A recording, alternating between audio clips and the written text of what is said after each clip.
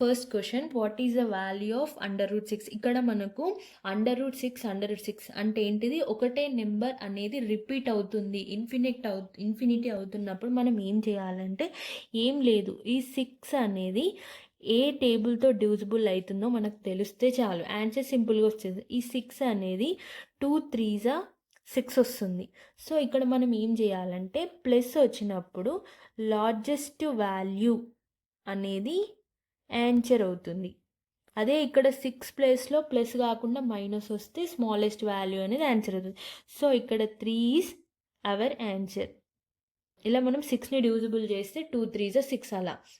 Next question, what is the value of √555? 5 అనేది repeat అవుతుంది infinity.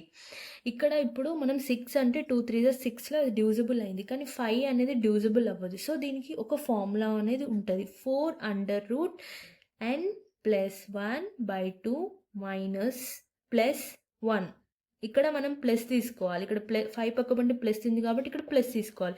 ఒకవేళ ఇన్ కేస్ 5 ఉంటే మనం మైనస్ తీసుకోవాలి. ఇప్పుడు ఇందులో మనం సబ్స్టిట్యూట్ చేద్దాం. n అంటే ఏంటిది? 5 వాల్యూ అన్నట్టు. 5 + 1 2 + 1. హియర్ 4 5 ఎంత?